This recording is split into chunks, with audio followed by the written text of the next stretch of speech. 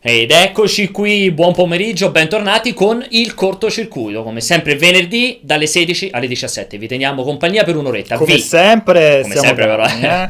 esatto, il vi teniamo compagnia perché insieme al sottoscritto c'è Bella. anche il bellissimo Vincenzo che mi fa Bellissimo, alla stragrande la stragrande, comunque. mi fa super compagnia. Oggi una puntata, ragazzi, veramente, veramente clamorosa. Ma non clamorosa perché ci siamo io e Vincenzo, Quindi ogni puntata è clamorosa. non clamorosa perché ci saranno le vostre telefonate, Mm. ci saranno. Io ho staccato la spina del telefono. Esatto, Siamo a posto. aspettate a chiamare perché annunceremo noi quando potete iniziare a chiamare, perché l'altra volta in regia sono impazziti perché eravate troppi a telefonare, ma dicevo clamorosa per gli argomenti. Sì. O per meglio dire, Per gli neanche, ospiti, più che esatto, per gli neanche per gli argomenti. argomenti, per gli ospiti, perché? Perché quest'oggi doppio argomento come sempre, bello ricco, il primo che riprende un po' anche l'ultima per polemica, ma soprattutto riprende quanto detto da Bethesda, quindi questa dichiarazione del famosissimo publisher che ha detto che fondamentalmente No, vai, continua. dicevo, che ha Ignoreremo. detto che fondamentalmente non arriveranno più copie review in anticipo ai giornalisti e a tutti quanti. E poi di cui discuteremo, insomma, discuteremo di questo argomento che è abbastanza interessante, abbastanza ampio con Luca Liguori, caporedattore di Movie Player. Perché lui? Perché abbiamo scelto di fare un po' il parallelo con il discorso cinema, come funziona appunto nel discorso cinema la lavorazione dei film in anticipo, quindi tutto il discorso degli embarghi, perché ci sono diversi parallelismi. Ci sono dei punti in comune, ma Esatto, ci sono anche punti molto distanti. molte differenze. Per cui può essere carino discutere con lui, visto che tra l'altro Luca è anche un grande giocatore, tra le altre cose. E poi perché è interessante dibattere, visto che tra i commenti della per polemica è partito un bel flame sulla questione Twitcher e YouTuber.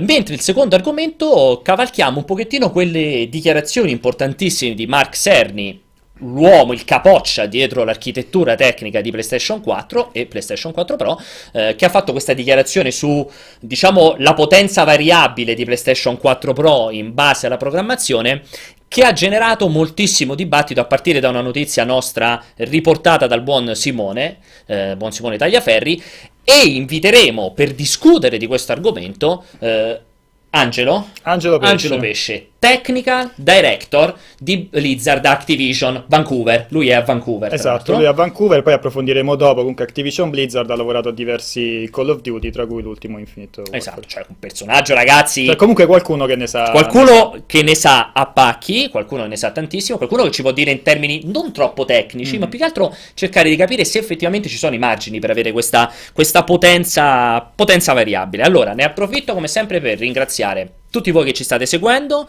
quindi moderatori, voi ascoltatori, lettori, molti so che sono in viaggio in realtà per Lucca, ma so che sarete numerosi anche per spammare la puntata successivamente a questa live. Allora Vince, prima di chiamare Luca, Tu hai detto hai fatto la per polemica. Esatto. Quindi allora, è inutile farla partire perché sono tipo 7 minuti, però cerchiamo di sintetizzare quello che è il tuo pensiero e da lì, insomma, discutiamo. voglio sentire molto anche te, perché il Sì, discorso vai. è brevissimo. Bethesda ha detto: da oggi in avanti, visto il successo di Doom che è stato mandato un giorno prima e visto che questa cosa non ha avuto conseguenze né da un punto di vista qualitativo né da un punto di vista di vendite, da oggi in avanti non manderemo più copie in anticipo. Questo prende subito in esame Dishonored 2 e Skyrim, la Special Edition, che sono tutti e due, anzi uno è uscito proprio oggi, Skyrim se non ricordo male, Dishonored 2 mi sembra il 15 novembre, l'11 Sì. novembre, il 15 più o meno, insomma la seconda settimana. Entrambi arriveranno al massimo un giorno prima. A tutti loro hanno sottolineato, tutti, perché a noi interessano, i Bethesda interessa che giornalisti, Twitcher, YouTuber e giocatori finali sperimentino il gioco in contemporanea, tutti insieme, quindi in day one fondamentalmente. È un cambio importante. Tra l'altro Bethesda lo ha detto, altre società lo hanno fatto nel tempo, mi viene in mente una Blizzard che non ha mai mandato giochi in anticipo. O qualcuno più di recente lo ha fatto più di nascosto. Esatto, come 2K lo ha fatto con Mafia 3 e Civilization 6, noi in più di un'occasione ci siamo lamentati in proposito, entrambi i titoli sono arrivati il giorno prima, al massimo 2 giorni prima rispetto alla loro street date. Esatto. È un cambio, non dico epocale tipo Switch per No, importante, Perry, sì. è un cambio molto importante. Io soprattutto evidenziavo 2 elementi su cui poi vorrei sentire te. Il primo è che purtroppo, questo lo dico senza false moralismi, senza falsa modestia, noi testate siamo obbligati a fare una rincorsa nel tentativo di pubblicare il prima possibile. Perché? Perché purtroppo, per come è strutturato internet, il primo che esce è avvantaggiato. È avvantaggiato perché può avere il monopolio, nel senso che se sei il primo a uscire non hai nessun altro che ha parlato di un titolo, la gente, se vuole sapere qualcosa di quel titolo, viene da te. Sei avvantaggiato perché Google, che è purtroppo colui che genera il traffico, ti privilegia, ti avvantaggia con la cosiddetta indicizzazione. Cioè, se cerchi Skyrim, se sei il primo tra i risultati di ricerca, vinci traffico. Il traffico porta accessi, accessi portano pubblicità, bla bla bla. Questa cosa significa? Nel momento in cui non abbiamo più i giochi in day one, scusate, in anticipo, di solito c'era un embargo che ti permetteva di lavorare il gioco più o meno tutti uguali, cioè arrivava contemporaneamente a tutti, prima di 10, 7, 15 giorni non si può uscire, e questo quindi un po' bilanciava. Adesso è normale che quello che succederà, perché ne sono sicuro, il primo, appena arriva il gioco, inizia la rincorsa per cercare di giocarlo il più velocemente possibile per poter uscire anche quel poco che basta per dire che per poter dire bello o brutto. Le 2 ore, l'ora, le 3 ore, le 5, dipende dal gioco. Di certo mi viene in mente un Dishonored più che Skyrim, perché comunque è un gioco vecchio. Un Dishonored 2 che si parla di 30 ore di gioco, almeno 2 run per vedere le differenze, con 2 protagonisti. Sfido chiunque del settore a giocarlo 60 ore prima di scrivere la recensione quando ti è arrivato in day one. Questo è il primo elemento, quindi il rischio di recensioni più superficiali.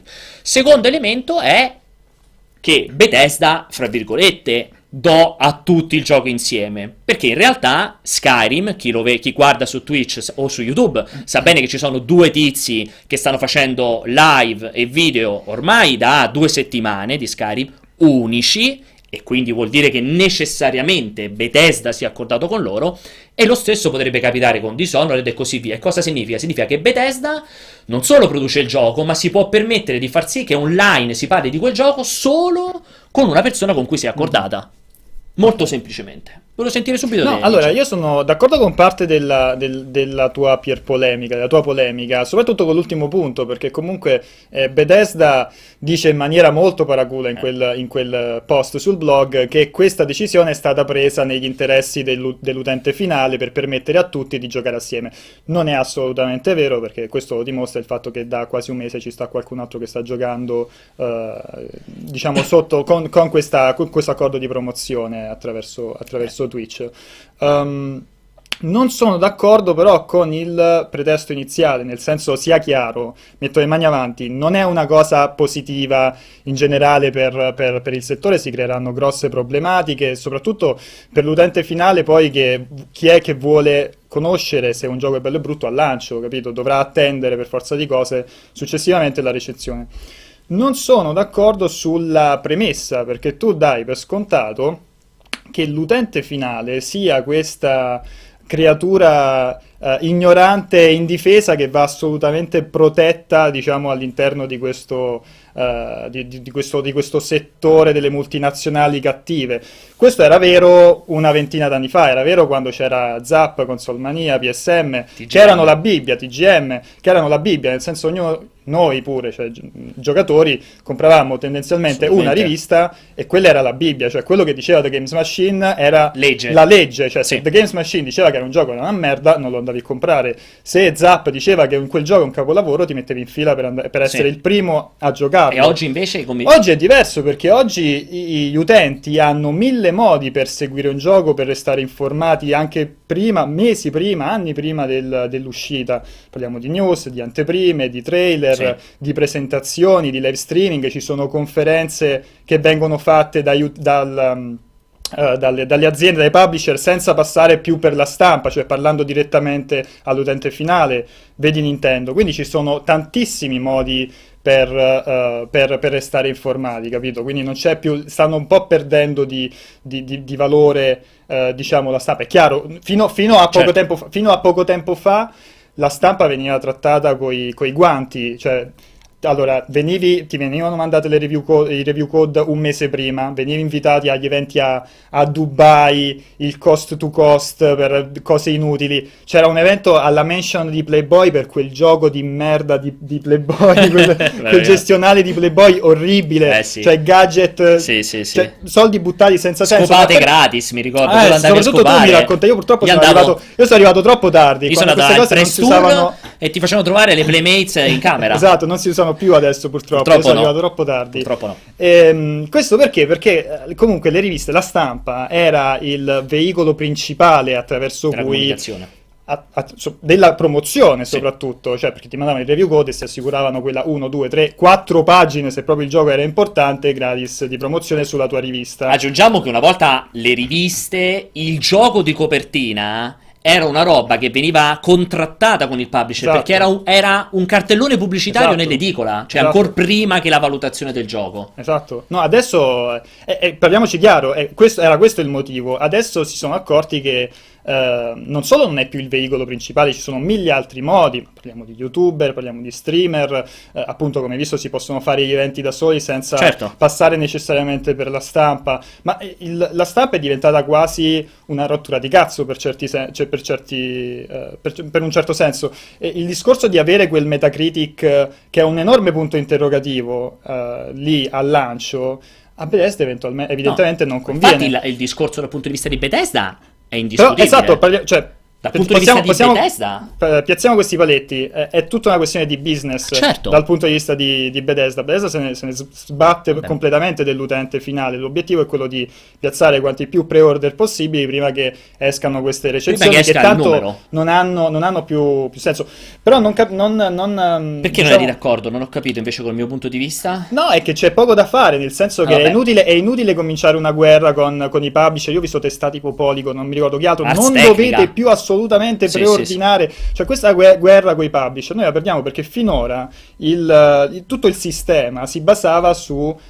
Diciamo questo coltello dalla parte del manico ce l'aveva il publisher, no? Certo. Cioè tutta questa cosa di avere il codice prima in realtà era per me era un accordo, diciamo Implicito. perché il discorso è noi non possiamo pretendere nessun diritto di avere la copia un mese prima. È diciamo una cosa storica che il publisher faceva per mettere tutti d'accordo, per appunto piazzare un embargo e permettere a tutti di uscire, diciamo, con una certa, di lavorare con una Sì. certa comodità, ma adesso non conviene più. Il discorso è non capisco, cioè, o comunque non condivido, posso capire, ma non condivido il discorso del dire all'utente come deve spendere i suoi soldi, nel senso che sono sicuro che ci sta l'utente che è disinformato e vabbè si ritroverà con la situazione di No Man's Sky, del No Man's Sky di turno, però dire non preordinate lì, nel senso l'utente se vuole comprare la limited in pre-order di Dragon Ball perché c'è la statuetta di Goku e c'è la skin in esclusiva che ne so, di Vegeta, Di Freezer. cioè saranno fatti suoi. Il nostro obiettivo a quel punto è cercare di lavorare meglio prima per informare l'utente finale nel migliore dei modi. Questa è sicuramente una grossa sfida, cioè io sto parlando così a rotella, però è chiaro che Basta che non ti invitano più. Cioè, purtroppo si può raggiungere un paradosso che è quello, siccome al publisher, e qui capisco Bethesda, siccome al publisher conviene che l'informazione sia tutta controllata, quindi basta che non mi inviti più e mando solo dei comunicati stampa, solamente delle immagini, solamente dei trailer, quindi tutta la comunicazione pre-uscita e fino al pre-order è trailer e notizie che noi testate ci possiamo limitare a riportare, dopodiché il gioco me lo mandi quando esce. Questo vuol dire che l'utente arriva completamente, indipendente da volerlo proteggere, arriva completamente sconosciuto, totalmente stimolato dai trailer a fare il pre-order, perché i pre-order sono super convenienti ormai. Cioè ormai se un gioco ti interessa è follia non preordinarlo perché ti danno troppa roba. Sì, diciamo che ci sono dei casi, e parliamo anche in questo caso di Bethesda, tipo Dishonored, e ti regalo la Tutto remastered dell'originale, lo giochi cioè comunque prima, è molto ghiotta. lo giochi prima pure di noi, perché Sì, se sì, lo sì. preordino puoi giocare 2 giorni prima, quindi è talmente appetibile, per cui il rischio è che compri una roba a scatola chiusa giorni, se non settimane, se non mesi prima, senza che nessuno ti abbia detto in nessun modo come potrebbe essere, perché tu a quel punto se Bethesda non fa più eventi, non ti manda più il gioco prima, basta. Cioè, a No, quel ma punto, infatti, cioè, è su questo pericoloso. su questo posso essere d'accordo. Cioè, chi ci va a perdere è l'utente che fa l'acquisto così, d'impulso, fa il pre-order d'impulso. Però lì ti dico, cioè l'utente che non si informa, purtroppo È destinato. anche dalla recensione, Certo. anche se gli fai la recensione, gliela pubblichi una settimana prima dell'uscita, Non gli cambia niente. Non gli cambia niente. Cioè noi dobbiamo lavorare per quegli utenti che vogliono leggerci Infatti. in maniera attenta, capito? E quello sicuramente si creerà una situazione molto complicata. Problematica. delle sfide grosse, magari tra Sì, 2 anni non stiamo neanche più qua, cioè stiamo facendo tutto un esatto, altro lavoro vero. perché è tutto finito, però cioè, vediamola anche come una, diciamo, un'opportunità, nel senso che questa cosa porterà per forza di A dei cose cambiamenti.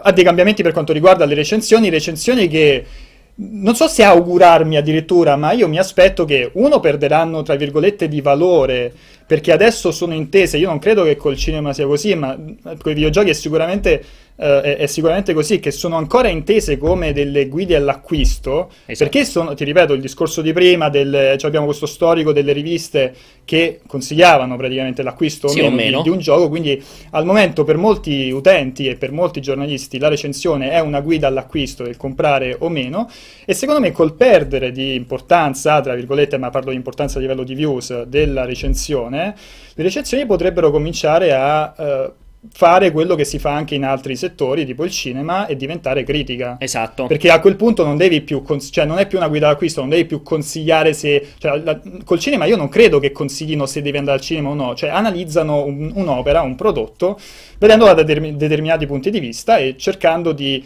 stimolare nel lettore una discussione, un punto di vista che può essere anche diverso da una testata all'altra, da Sono un critico d'accordissimo. all'altro, e da quel punto di vista è anche bello che magari può emergere di più la firma. Cioè, da Sì, quel sì, punto ho di vista capito. posso vederci Il anche un problema... pochettino di luce. Miglioramento, esatto. Questo C'è un problema. fermo restando che chiaramente, C'è dimmi. c'è un problema, che è la domanda di Passerotto, prima Eh. di passare a Luca. Dice, perché invece di pensare ad essere i primi che usciti con una recensione, non pensate ad essere i migliori ad aver scritto questa recensione? È assurdo che si pensi in questo modo, specie da parte di uno che scrive. No, ma è quello che in realtà sto più o meno dicendo, nel senso Il- che la corsa all'uscire prima perderà assolutamente, cioè magari all'inizio qualcuno Ci lo proverà. farà, però nel momento in cui esce con una recensione pessima e magari gli utenti ti fanno anche notare che hai scritto delle cappellate perché magari il gioco non lo hai finito, non lo hai giocato bene, allora non è molto controproducente. Il E a quel punto... problema... No, il fatto è le recensioni perdono views, questo è Il indubbio. problema è che io la penso completamente diverso da te, Eh. nel senso che a livello di bellezza del mondo, di teoria, sono d'accordissimo, ma il problema è che il 99,9% dell'utenza, e questo è per rispondere anche a Passerotto, perché abbiamo 15 anni di statistiche, dimostra con forza che del contenuto ce n'è uno ogni 200 che gli interessa. Ai restanti 199 gli frega solo del voto. Compro o non compro, non leggono neanche il pezzo. Quindi non è che se scrivo una bella recensione guadagno views. Posso guadagnare importanza in un pubblico di nicchia che è veramente molto interessato alla componente di critica, ma la massa, quella che porta gli accessi con cui si campa, Infatti la sfida... cioè, quella la perdi tutto, la Infatti vince il primo no, no, la che sfida sarà recensisce. trovare, cercare di riequilibrare e trovare le views attraverso modi Altri modi, differenti esatto. che non sono la recensione. Oppure Perché il problema, cioè è quel facendo... cacchio di numero alla fine della recensione che ha creato tutto il problema, Esatto. il fatto, tutto il sistema Metacritic, il fatto che l'acquisto di un utente sia molto vincolato alla media dei voti, è quello che ha creato il problema. Nel momento in cui questi voti perdono di importanza, chi lo sa, magari potrebbe essere meglio per, diciamo, l'idea di recensioni in sé che Sì, cioè, perde di valore in termini di views, aumenta di valore nel senso di contenuto. di contenuto. Per noi la sfida sarà trovare dei metodi alternativi ed è anche da un certo Far di pagare vista- il contenuto da da, leggere. da un certo punto di vista è anche stimolante, perché se no facciamo la fine, facciamo tra virgolette noi che scriviamo per il web, per le testate online, facciamo la fine di chi rimaneva a scrivere sulla carta cartacea, stampata e e poi chiusa la carta. senza tentare di innovare. Vero. E noi ci abbiamo questo un po' di pepe sul culo dato dagli youtuber, dai nuovi streamer, perché comunque la generazione prossima, fidati che si informerà solo su YouTube se non, Sì, se sì, non sono cambia d'accordo. qualcosa. Allora, approfittiamone per tirare dentro Luca a questo punto, che comparirà qui dietro di me. Luca Liguori, come vi ho detto, capo redattore, eccolo qui, responsabile editoriale di Movie Player. Ciao Ciao. Luca. Ciao a tutti. Al- ti faccio parlare a ruota libera perché ovviamente ci siamo allungati tantissimo con Vincenzo. No. Allora, prima di tutto dici, non so se hai sentito, se hai percepito un po' il tuo punto di vista da questo punto di vista, e mi piacerebbe capire in ambito cinema se è ancora importante il voto, come funziona con gli embarghi. Sì, allora, beh, il discorso è un po' diverso, però intanto io penso che è molto, molto interessante quello che avete detto voi, perché secondo me già ci sono stati molti spunti interessanti che riguardano in parte poi anche il cinema, ma a me poi interessa molto anche il discorso videogioco, anche perché Sì. secondo me ci avviciniamo sempre di più tra le due cose, quindi non cambia molto poi. Intanto io vi dico che appena ho sentito questa notizia, cioè appena io l'ho trattata in modo, devo dire, abbastanza superficiale, perché all'inizio avevo capito che riguardasse Skyrim, che essendo un titolo vecchio, certo. era, diciamo, una scelta, diciamo, magari un po' strana, però ci poteva anche stare in qualche modo. È ovvio che nel momento in cui il discorso si allarga, si parla di Dishonored 2, che per quanto ne so io è comunque un titolo molto forte, no? Su cui puntano, il discorso si fa molto più pericoloso. E tutte le cose che avete detto, secondo me, sono assolutamente vere e sono sicuramente materiale. Diciamo, c'è molto da riflettere, perché cambierà molto quello che bisogna andare a fare. Cioè, questo è indiscutibile. Tutto quello che avete detto è vero che sono cambiati i tempi rispetto a The Games Machine. Infatti, Zap. ma io più che altro volevo chiederti, in campo cinema, tu mi confermi anche voi vedete il film qualche giorno prima? Comunque tutti Dipende. insieme, tendenzialmente. Sì, dipende ovviamente dai casi, dipende dai film. C'è quest'ultima abitudine, diciamo, nell'ultimo anno soprattutto, con i titoli più forti, Star Wars, Suicide Squad, Batman, quelli Marvel, di vedere addirittura il giorno prima dell'uscita, 12 ore prima dell'uscita, che ovviamente è diverso da quello che vi stanno dicendo a voi, perché comunque un film lo vedi in 2 ore, non devi giocarci 30 ore, quello è ovvio. Sì. Però diciamo che più o meno avvicina quello che sta succedendo nel campo dei videogiochi, si sta avvicinando più o meno anche al cinema. Però diciamo fino ad ora non c'è mai stato un film grosso che non è stato proiettato. Esistono da sempre, i film sono le cosiddette uscite tecniche, film su cui i distributori non puntano. Quello te lo vai a vedere al cinema quando esce direttamente? Se vuoi vederlo, sì. Diciamo, ti stanno dicendo se lo vuoi vedere. Cioè, quanto vi cambierebbe se Suicide Squad lo devi andare a vedere il giovedì, anzi lo spettacolo qual è? Mercoledì a mezzanotte, lo spettacolo quello di apertura? Ti faccio un esempio, perché in realtà l'unica volta che se ne è parlato, poi in realtà per fortuna non è stato così, era proprio per Star Wars, che, è inutile ve lo dico, è stato praticamente l'evento dell'anno scorso, noi per 6 mesi non abbiamo parlato d'altro ovviamente. Quindi quando è arrivata questa voce da Los Angeles che si stava pensando di non fare proiezioni stampa, ovviamente si è scatenato il panico. Inferno. Quindi come prima cosa si è cominciato a pensare, ok, troviamo i cinema che li fanno alle 11 di mattina, perché è ovvio che a quel punto devi recuperare il tempo in qualsiasi modo.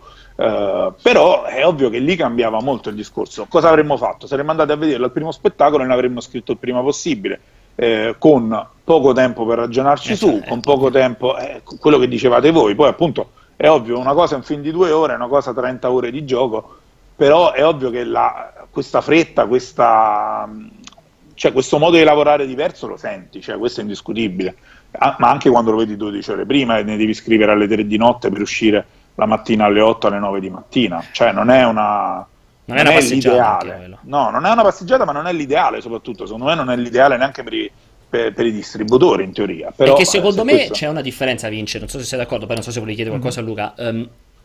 Oggi comunque la critica cinematografica, cioè comunque già il cinema probabilmente è talmente sdoganato, talmente, fra mille virgolette, vecchio, che si può concepire, cioè secondo me il voto è già molto meno importante rispetto all'ambito videogioco. Uno, perché comunque l'appassionato di cinema è già molto più propenso a leggere la critica, cioè proprio l'articolone critico cinematografico. Due, perché comunque l'acquisto ha un altro valore, cioè io alla fine spendo 6-7 euro, 8 euro, non ne spendo 70, quindi è più proprio un sì no, proprio a grandi linee, faccio pure il rischio che sia un film di merda e me lo vado a vedere, e non hai la concorrenza degli youtuber e dei twitcher, perché comunque sì, un po' gli youtuber forse sì ci sono, alla fine fanno ormai di cinema.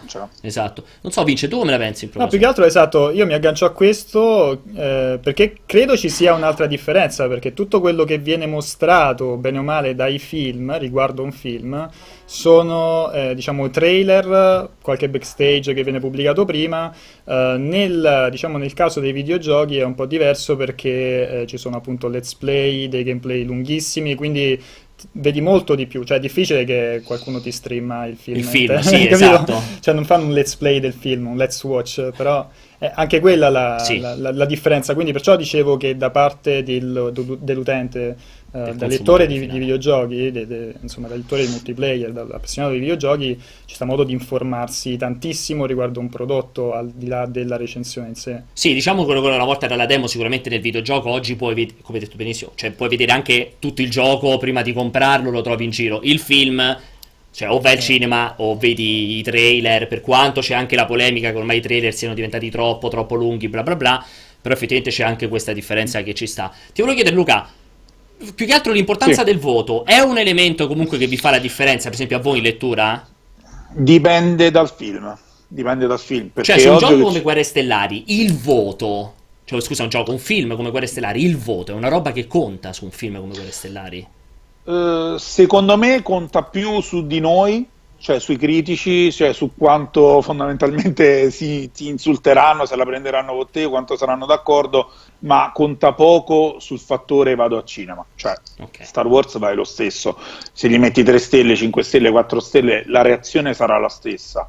Nel senso che se sei troppo magari positivo ti dicono ma io non ci credo, vado a vederlo e poi ne Quello... riparliamo. Cioè, non è perché appunto il prezzo secondo me influisce molto, no? Quello che dicevo prima, anche è vero che le riviste prima noi compravamo quello che ci dicevano perché veramente non avevamo molta possibilità, però compravamo anche molto meno. Mm. Adesso i videogiochi che vengono, tanto i pre-order ne fanno tantissimi, uno come la Bethesda si può permettere di dire tanto le comprate lo stesso.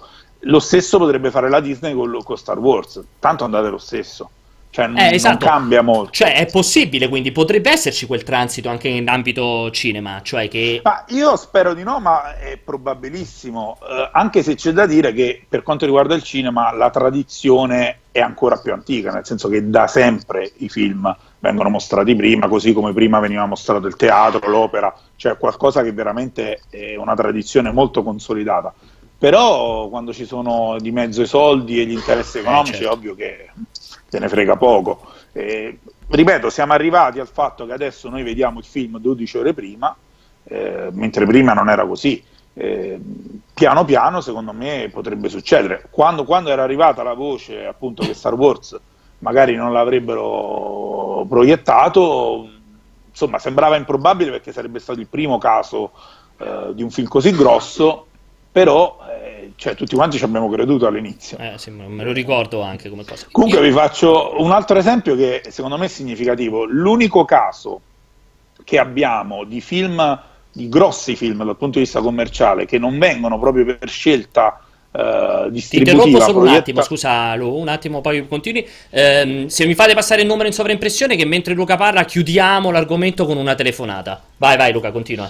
No, dicevo, può essere significativo, gli unici film che veramente non vengono mai proiettati per la stampa sono i cinepanettoni, che vengono presentati con conferenze con gli attori senza che nessuno può aver visto il film e quindi Bellissimo.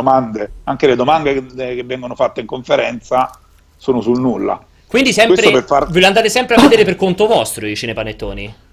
A volte non ci andiamo proprio, cioè a volte a questo punto c'è quasi non dico uno sfregio, però se tu proprio non me lo vuoi far vedere, a questo punto neanche te ne parlo, perché Ma c'è anche stata una che... polemica grossa anni fa con De Laurentiis, per Me esempio. lo ricordo De Laurentiis che non invitava i giornalisti, che lo disse, eccetera, eccetera. Ma anche che Cozzalone? Che Cozzalone anche quest'anno, è vero, sì, sì, hai Fantastica sta ragione. cosa. Per- Che Cozzalone addirittura fu ancora più estremo perché neanche i trailer uscirono. Furono fatte delle clip, però appositamente c'erano clip che non erano presenti nel film. Quindi del Fantastico. film di fatto non si sapeva nulla. E che E Cozzalone ovviamente siamo andati al cinema a vederlo per scriverne per poterne parlare. il primo giorno. Dovremmo avere una persona in linea, non so se c'è la persona in linea. Pronto? È Pronto? sempre così ogni E volta. inizia sempre in questo modo tristissimo. Pronto? Ma viviamo benissimo anche Pronto? senza il contributo del nostro amico che ha chiamato Il da nostro casa. amico è molto timido, non sa che gli stiamo parlando. Pronto? Vabbè, Niente. ciao caro Ciao, amico. grazie. Quindi qualcun altro chiami. Luca, ti volevo fare però anche un'altra domanda prima di passare al prossimo argomento. Ci sono però casi in cui invece vedete i film molto prima, perché mi viene in mente tutti i festival, alla Sì, fine Cannes, sì. Venezia, cioè I magari anche festival, mesi. i festival assolutamente. Tra l'altro tu mi chiedevi l'embargo, ti dico una cosa molto strana, che ovviamente gli embarghi ci sono come ci sono nei videogiochi, no? A volte ci fanno vedere il film anche 2 settimane prima, questo a prescindere dai festival, però ti dicono ovviamente non puoi parlarne prima del giorno prima dell'uscita o il giorno magari in cui tutti i paesi, diciamo, hanno visto il film.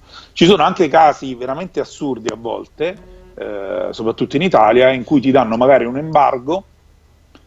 Tu hai la proiezione, devi firmare l'embargo, nel momento in cui tu hai firmato sei tenuto ovviamente certo, a rispettarlo, però magari il film nel frattempo in tutto il mondo è stato proiettato sì. E quindi magari un collega che l'ha visto a Londra, andando al cinema e pagando, può scrivere del film e noi magari non possiamo farlo perché abbiamo firmato l'embargo. Queste sono le assurdità che poi a volte succedono. Guarda, I festival, sì, ti posso dire che una cosa similare è capitata qualche volta in ambito gaming, perché per esempio è capitato che noi avessimo copie review con embargo in day one, quindi il giorno dell'uscita, ma mi ricordo alcuni titoli Microsoft è stato clamoroso, mi sembra forse addirittura Halo, ma siccome sul mercato avevano rotto il day one e il gioco si trovava 3-4 giorni prima del day one, praticamente la gente ci giocava, lo faceva gli streaming. E poi ci diceva dov'è la recensione? E noi non potevamo uscire, cioè, e immagino che tu, Pierpaolo, così come me, provi a contattare in tutti i modi qualcuno per fargli capire l'assurdità. No, non gliene frega nulla, avete firmato, così è, ci dispiace, abbiamo le mani legate, quindi si arriva a questi paradossi che io ho firmato, non posso parlare il gioco, però c'è Pinco Pallo che lo ha comprato. E... A noi successe simile Guardiani della Galassia, film in cui stavano parlando in tutto il mondo, noi l'avevamo visto e dovevamo far finta di niente.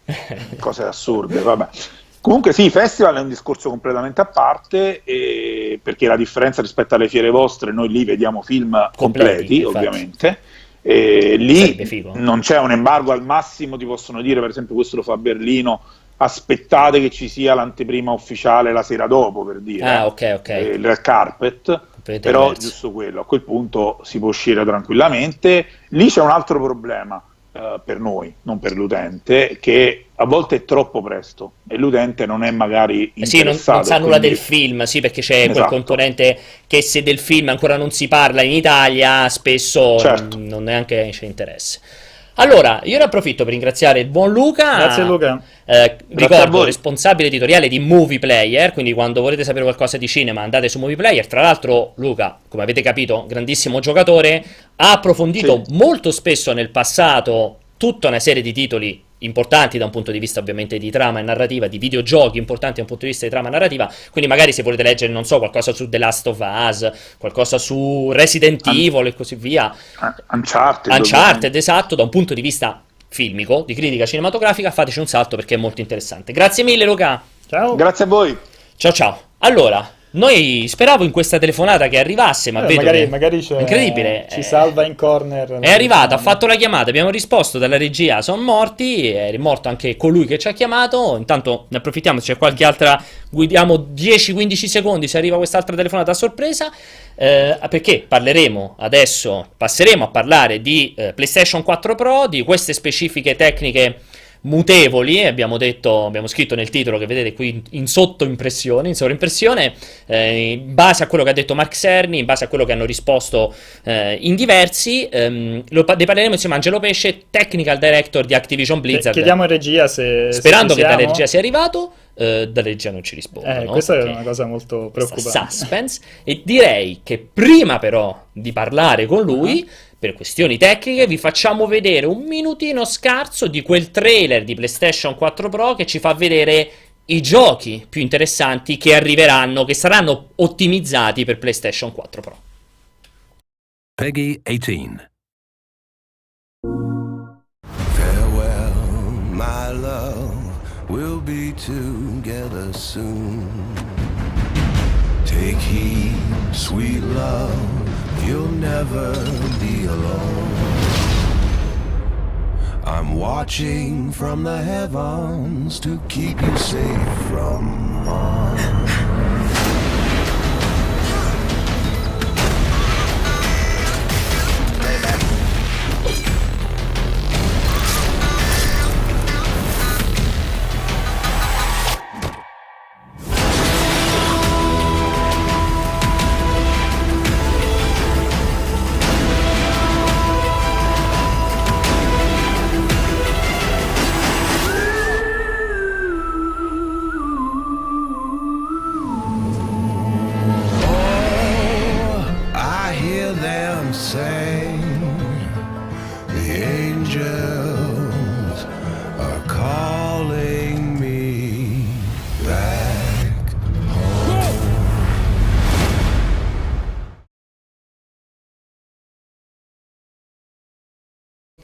Eccoci qui, tornati freschissimi con questo trailer super carismatico di PlayStation 4 Pro. Allora, PlayStation 4 Pro, molto velocemente. Mark Cerny dice che potrebbe avere in realtà...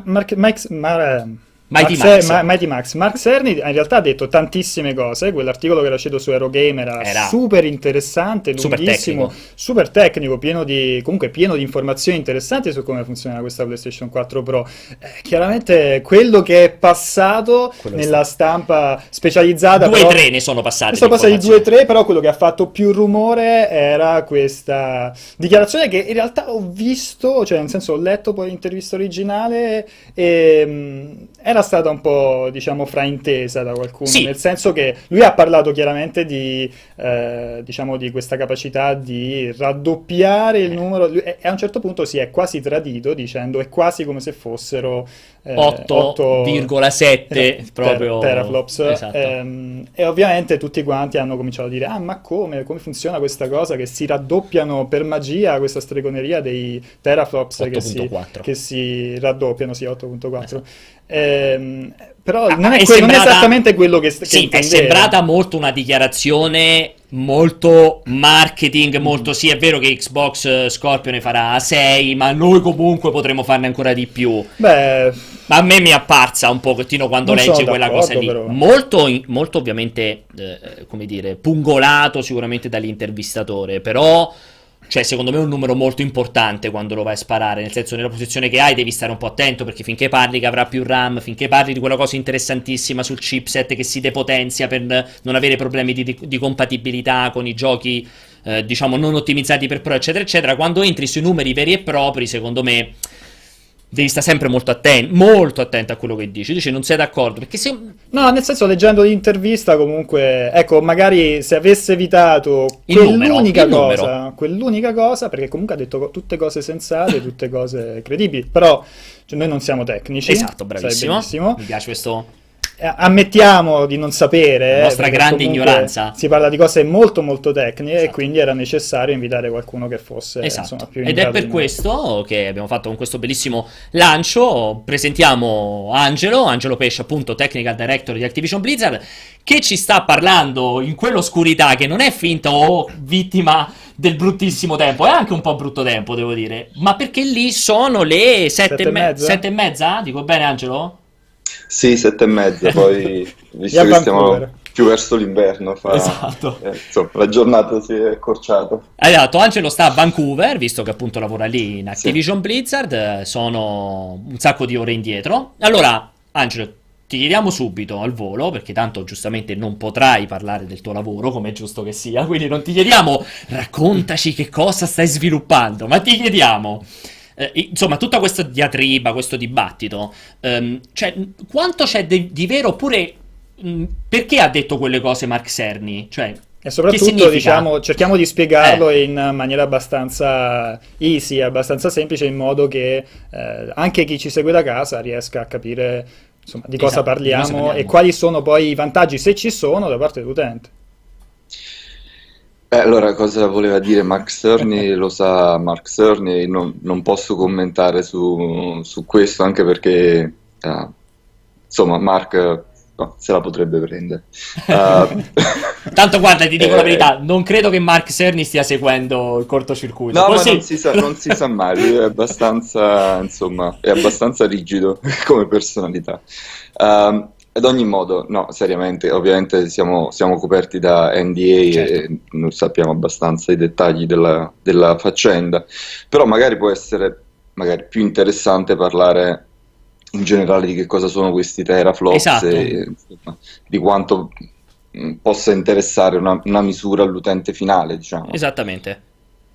Allora, da quel punto di vista lì, ecco, io l'analogia più vicina che porto per spiegare un pochino come funziona una GPU è quella di guardare una catena di montaggio.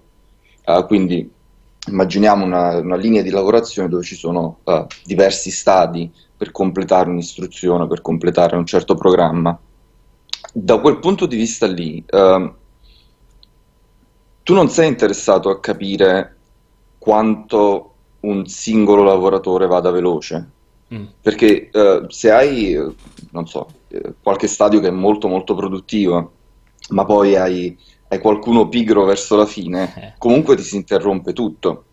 Ok? La velocità finale che interessa bilanciare per noi che facciamo rendering è quella dell'intera catena. Certo. Ok? Cioè ti crea un collo di bottiglia, diciamo, il più lento. Sostanzialmente quello più lento di volta in volta ti crea un po' il collo di bottiglia e non è sempre lo stesso, magari Certo. per certe operazioni o per certa parte del rendering è un certo stadio, altre volte Certo. è un altro.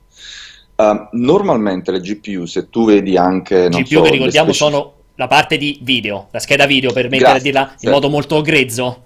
Sì, certo. Se vedi anche le specifiche pubbliche, no? Quando vai a comprare, non so, qualcosa da Nvidia o da Certo. AMD, dei vari modelli, normalmente mostrano diversi numeri, possono essere, non so, teraflops o gigapixel, gigatriangoli al secondo, oppure il numero di, non so, di unità di texture. E noterai che normalmente quello che accade è che fra un modello e l'altro le cose scalano, diciamo, linearmente. Magari il modello base ha un certo numero e il modello successivo raddoppia tutte le caratteristiche. Quello che significa in questi casi è che tu non stai pompando o migliorando un solo aspetto, ma aggiungi più catene di montaggio sostanzialmente. Quindi prendi la tua linea di produzione, invece di averne una, due o quattro, ne hai 8. Ok. E questo è quello che tra l'altro veniva fuori anche dall'intervista di Mark Cerny, perché se non ricordo male, lui aveva evidenziato come, non so, in PS4 Pro sostanzialmente l'aspetto grafico è praticamente due PS4 normali messe uno a fianco all'altro. Sì. Credo che lui abbia parlato di una configurazione a farfalla, quindi Da una parte specularmente certo. riflessa, diciamo. Allora, in quel caso, chiaramente raddoppi i teraflops, che sono la parte che fa le operazioni matematiche, ma raddoppi anche tutto il resto. E visto che tu, quando fai un rendering, c'è molto lavoro da fare, no? Non lavori su un solo pixel o su un solo triangolo, ma ne hai milioni, il fatto di avere più linee di produzione ti permette di far andare tutto più veloce in parallelo, invece di lavorare a un pixel alla volta, ne lavori a due e tutto raddoppia. In quel caso lì il vantaggio di performance finali per l'utente, un frame al secondo diciamo, incrementa in maniera quasi lineare o di solito anche perfettamente lineare. Quindi doppio della GPU, doppio dei frame al secondo o il doppio della risoluzione, quello che vuoi insomma. Se invece tu migliori un solo aspetto particolare, non so, magari una certa GPU, l'architetto ha trovato un modo di fare meglio l'accesso a texture. In quel caso lì migliori certo le performance, ma solamente quando quello stadio era il collo di bottiglia, era problematico nella tua linea di lavorazione. Questo dipende da gioco a gioco, ma dipende anche da magari durante un frame. Alle volte stai renderizzando cose che usano molto quella unità e quindi fanno da collo di bottiglia e la miglioria tecnica ti aiuta. Sì. Altre volte invece il collo di bottiglia è altrove e quella miglioria tecnica esiste ma non la vedi insomma. Ok. Allora, io ho compreso perfettamente la spiegazione perché comunque non è stato per nulla tecnico o tecnica. Però in concreto, quindi tu stai dicendo semplicemente che il concetto è che nel momento in cui tu hai le due, chiamiamole linee produttive, visto che ho usato questa metafora, nel momento in cui hai le due linee produttive, allora a livello teorico potresti avere quindi semplicemente il doppio delle performance nel momento in cui le utilizzi in modo perfettamente identico, cioè una ne aggiungi la seconda per fare la stessa identica roba, hai quindi il doppio della potenza. Però da qui a passare al discorso di dire, perché poi in concreto purtroppo, perché io mi rendo conto che andiamo proprio sul grezzo, sul terra-terra, come si dice dalle mie parti, il problema è che lui ha tirato fuori dei numeri o delle considerazioni che sembrano dire alla fine se sfruttate in un modo molto particolare PlayStation 4 Pro potrebbe dare addirittura più teraflops o comunque più potenza bruta persino dei Xbox Scorpio, perché purtroppo là ci basiamo sui numeri grezzi. Da una parte abbiamo questi 6 dichiarati da Microsoft, dagli altri abbiamo questi presunti 8,4. Adesso tu sei sotto NDA, quindi ovviamente non puoi entrare nel dibattito. Però vorrei capire, cioè, qual è il punto di vista che ha utilizzato Mark per non giustificare, oppure, cioè, perché effettivamente potresti avere quel tipo di prestazioni così superiori? Sì, perché aggiungo, lì si parlava di, molto, molto detto molto brevemente, spero di non dire delle fesserie, cioè Mark Cerny diceva, ok, la PS4 Pro ha, diciamo, 4 teraflop e mezzo, però ogni calcolo in realtà si può scomporre a metà, da 32 bit, lui parlava di scendere a 16 bit e fare due calcoli, quindi, e quindi è lì, ha detto, è come se fosse, quindi raddoppiando di tutti quanti, è come se fosse una sorta di 8,4 teraflops, cioè molto, 20% però, di più di esatto, però è di diverso scoppio. dal dire, cioè non è che raddoppia la potenza, cioè raddoppiare, passare da tot calcoli a 32 bit al doppio a 16 bit, cosa comporta? Credo sia un vantaggio più per lo sviluppatore Il consumatore che per il finale. consumatore, perché non hai automaticamente il doppio della potenza, dove per potenza l'utente finale di C'è il frame solito, rate. esatto, lo associa al frame rate.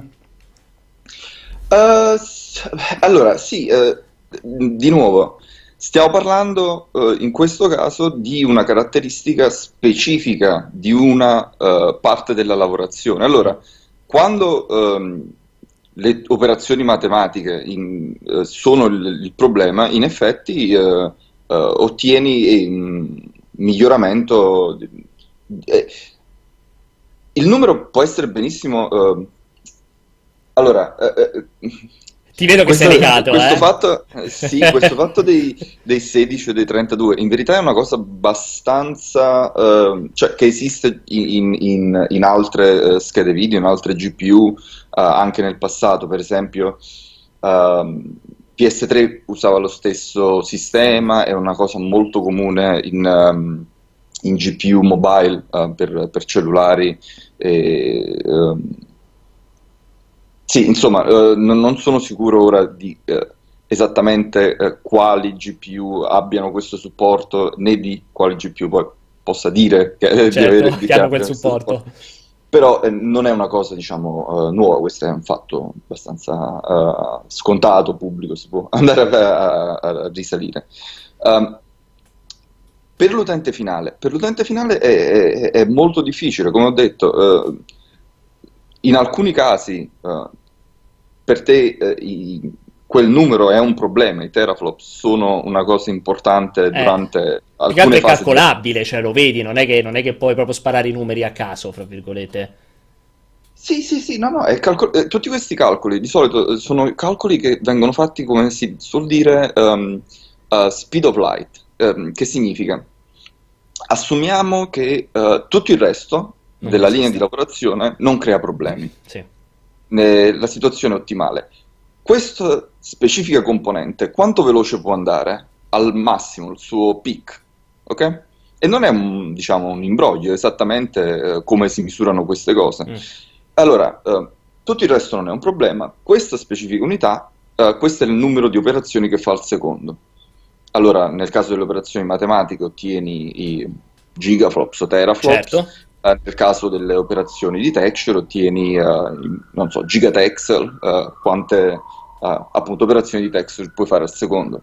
Sono numeri utili perché noi li utilizziamo per poter fare alcune previsioni e insomma servono a capire quale dei lavoratori sta andando a rilento, diciamo. Sì. Però all'utente finale non interessano questi minuti dettagli tecnici, quello che interessano sono i fotogrammi al secondo. E da quel punto di vista lì dipende, insomma, se, come ho detto, alcune volte riesci a fare cose più velocemente perché hai migliorato un determinato stadio, altre volte la miglioria di uno specifico stadio non si tramuta in un vantaggio reale perché non è quello lo stadio che importa. Quindi, se posso intercettare le tue parole, fondamentalmente è...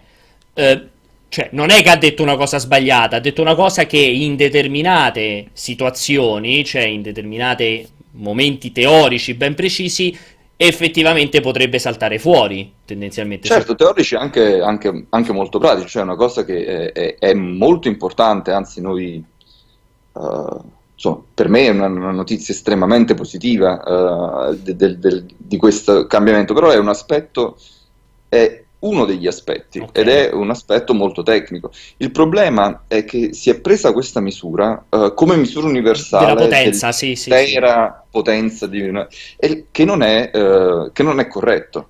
I- Alcune volte è corretto per semplice motivo che quando si parla, non so, ok, PS1 faceva X, no, PS4 base faceva, non so, 2.1, PS4 Pro faceva 4 punto qualcosa. In verità, quella misura lì è corretta, ma deriva dal fatto che tutto è stato potenziato alla stessa maniera. ok. Quindi, come ho detto, raddoppi le linee di elaborazione, raddoppi tutto.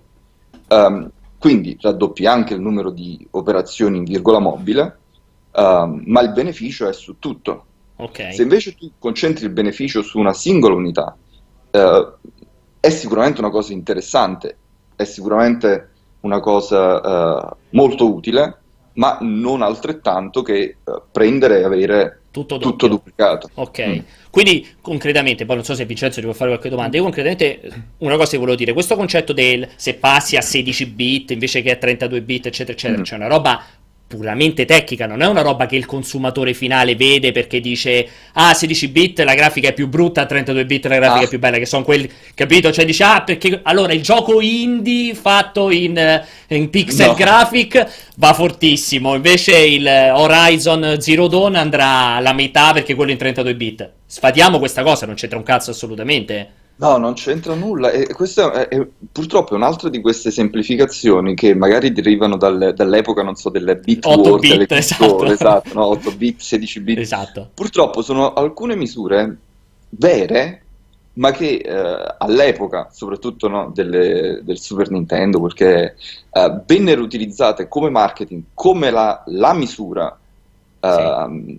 della qualità, ma che in verità fanno parte di una cosa molto, molto minuta, molto tecnica, non di quello che è il complesso. È un po' come quando si parla, non so, io faccio fotografia, quando si parla di megapixel, no? Certo. Allora tu oggi puoi prendere una fotocamera di cellulare anche a 40 megapixel, no? La Nokia fa qualcosa del genere, o magari a 12.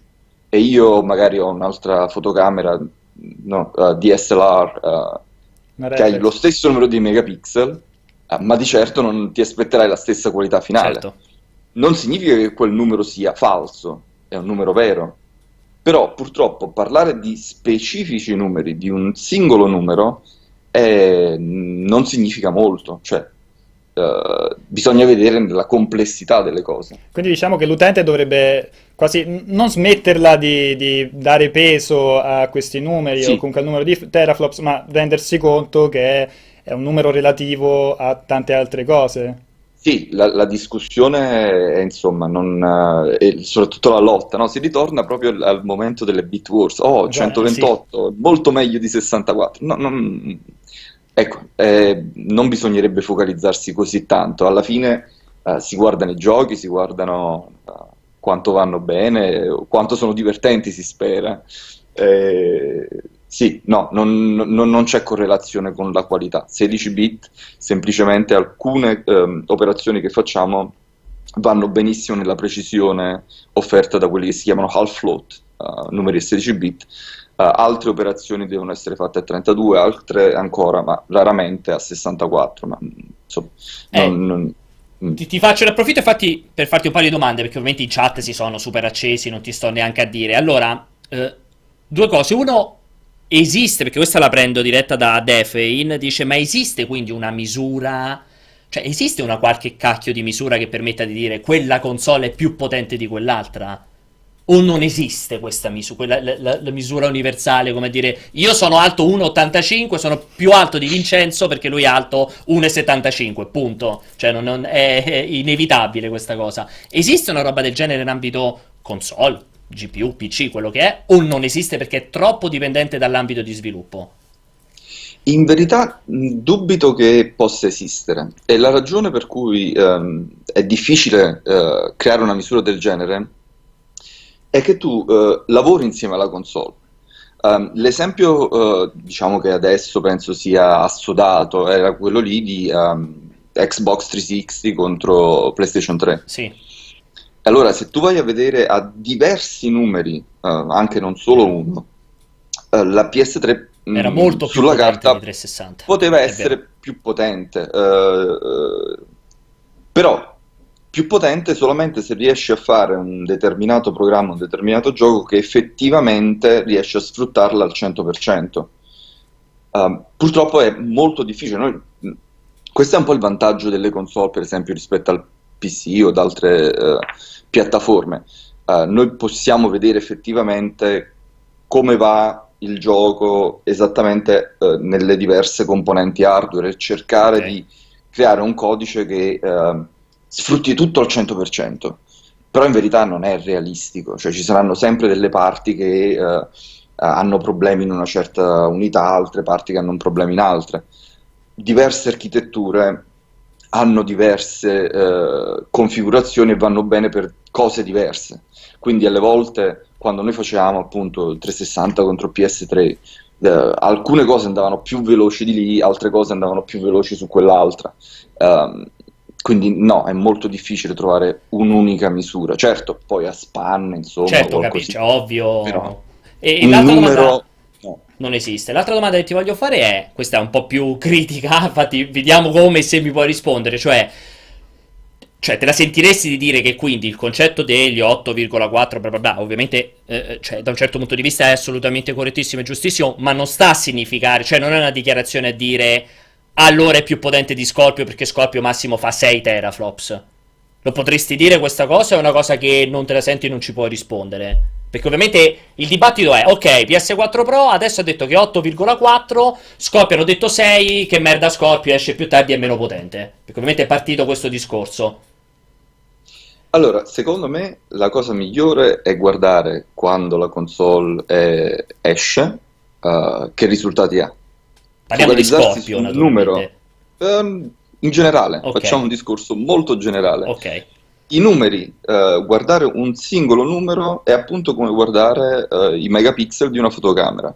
Alle volte sono indicativi, per esempio, se io voglio fare una foto e la voglio ingrandire molto, certo Certo. che, non so, una medio formato da 50 megapixel è meglio della mia fotocamera che avevo 6 anni fa che ne aveva 6.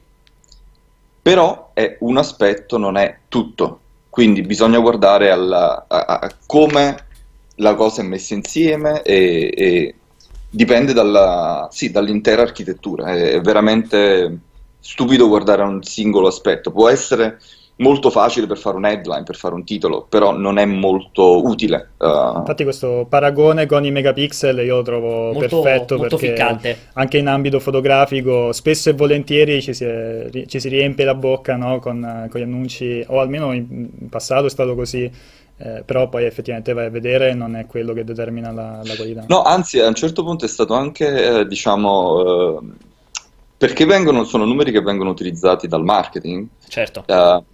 Alcune volte ti ritrovavi, soprattutto non so, nella prima era delle macchine fotografiche digitali, dei cellulari, insomma, con cose che avevano più megapixel, però erano peggiori. Però, visto che avevano più megapixel, era più facile fare Fare marketing. marketing. A un certo punto è successo anche per la frequenza dei processori. Non so se Sì, sì, magari sì. C'era andando a un vedere, periodo. Certo, c'era sì, un sì. periodo in cui si è andati su e poi si è detto, ah, ma questa è una strada che non Non conduce a porterà da niente. nessuna parte, sì, sì. Meglio andare un po' giù, però con un'architettura diversa che è più intelligente, insomma.